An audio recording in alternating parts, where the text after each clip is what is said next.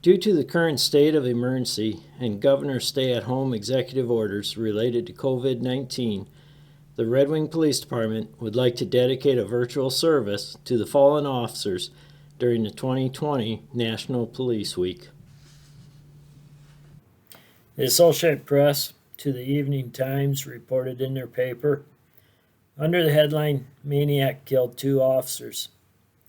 Shooting affray in Red Wing, Minnesota, hotel late last evening. August Bloom, the shooter, had escaped from a train en route to an asylum, and posse captured him today in the house on the outskirts of the city where he lay sleeping. January 15th, Red Wing, Minnesota. August Bloom, who last night shot and fatally wounded Chief of Police James Daly and Patrolman John Peterson, was arrested today in a house on the outskirts of the city. Bloom was found asleep and was captured by a posse of officers and securely bound before he could make an effective resistance. Although a loaded revolver was found at his side, left there in anticipation of a possible visit from the posse. The shooting occurred at the Hotel Sibley last night. Bloom, who escaped from a train while being taken from the Minnesota State Hospital at Rochester to the Incurable Insane Asylum at Hastings a year ago, was located in the hotel, and the 2 officers attempted to arrest him. Bloom shot Daly twice through the lungs and kidneys, while Peterson was shot through the intestines. Both men were still alive at noon today, but there is no hope of their recovery. Police Chief James Daly was mortally wounded in the line of duty and passed away on January 15, 1907. He was shot twice while Officer John Peterson and he responded to a complaint at the Sibley Hotel. Chief Daly was born in Palmyra, Missouri on February 12, 1863. He was young when he moved to Red Wing with his parents and grew up in the city.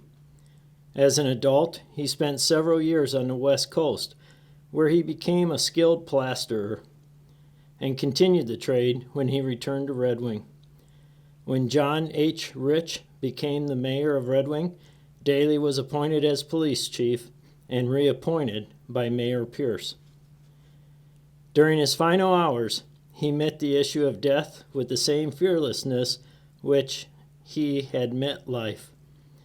He expressed no malice towards the man who, as the cause of his death, only regretting that life could not be longer because of the love he bore for his devoted wife and son. In his dying moments, his wife and son were at his bedside, and his last wishes were for them. During his 6 years of service as Red Wing's chief of police, he's remembered as being a large-hearted man, full of that sympathy that comes from the kindest impulses and made practical by a wide experience in meeting all kinds of people.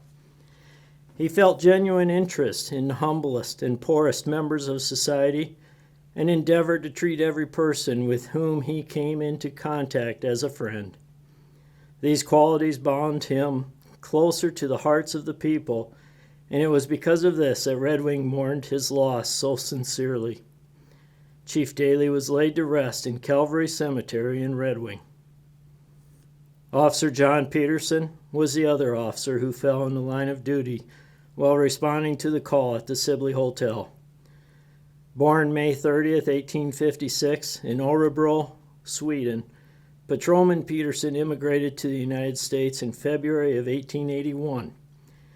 He became a resident of Red Wing, and he was appointed to the police force in 1893 and served for 14 years until his death on January 15, 1907.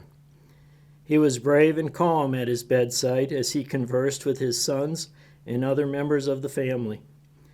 For those who knew the family and the relations of its different members, knew that it was home where the bonds of mutual sympathy and love were particularly strong. Patrolman Peterson's resting place is in the Oakwood Cemetery in Red Wing. May we never forget the sacrifices of Chief Daly and Patrolman Peterson in their service to our community.